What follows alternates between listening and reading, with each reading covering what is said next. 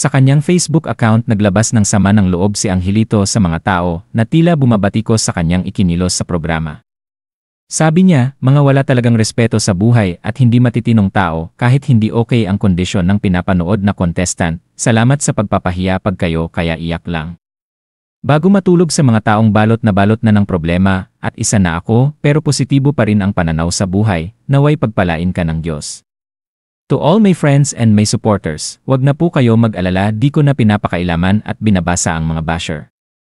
Okay lang, mi wish na maging blessed po ang araw-araw nyo. At sinagot pa nito ang isang netizens na hindi niya nagustuhan ang mga pinagsasabi sa kanya. James Ronilo, salamat sa mga salita mo, sana naman kung sakin hilo at kabado, dahil first time lang maglaro alam ko naman mali ang nagawa ko, dahil hindi ko alam ang nagawa ko at sa mga pagre-reply mo. Sa mga kaibigan ko makarma ka at masunog ka sa impyerno, kahit hindi yan ang itsura mo, duwag magmapakita naman ng sariling muka mo, ikaw ata muka na may sungay sa noo. At sa kanyang huling post ay nagpasalamat ito sa Panginoon sa bagong umaga at hiling nakabayan siya sa maghapon. Salamat Lord sa umagang ito, kagabayan mo po ako sa araw na ito, alam ko po na may inilaan ka sa akin na magandang future, thanks Lord. Marami naman sa kanyang followers ang sumuporta at nagpayo na wag na pansinin ang mga bashers, at enjoyin lang ang sarili mo basta wala kang inaapakan na tao. May ilan din naman na nagpayo kay Angelito, anila, sana mag-seek ka ng professional help kasi alarming ang behavior mo kahapon. Nakakatakot ang ginawa mo para sa iyong sarili at para kay Miss Ann, sana may tumulong sa'yo at magturo paano mag-cope pag nangyari ulit iyon, get well soon. Patingin ka, di normal na high blood lang yan, pasalamat ka di ka kinasuhan.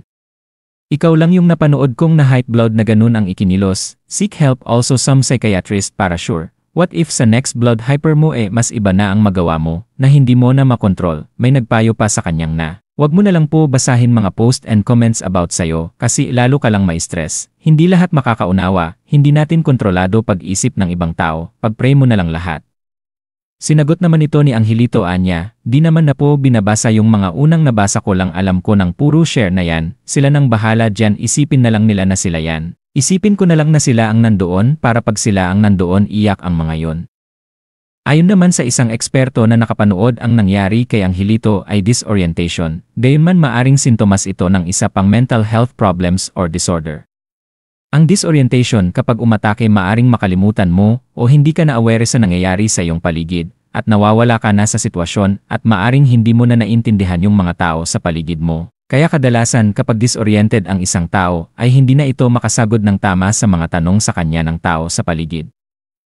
Gayunman isang uri daw ito ng mas malalim pang mental health problems at tanging doktor lamang ang makapagkakategorya kung saan ito nahahanay. Marami naman ang humanga kila Vic Soto at Miles Ocampo, gayon din kay singing Queen Anne na nahandle nila ng maayos ang sitwasyon. The card, pataas o pababa? Pataas!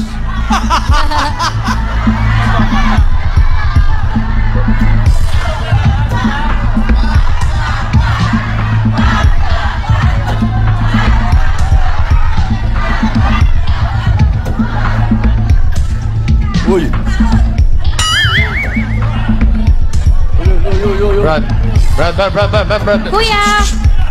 Kuya! Kuya! Uy! Dito tayo, kuya! Dito ka ba? Ito lang po.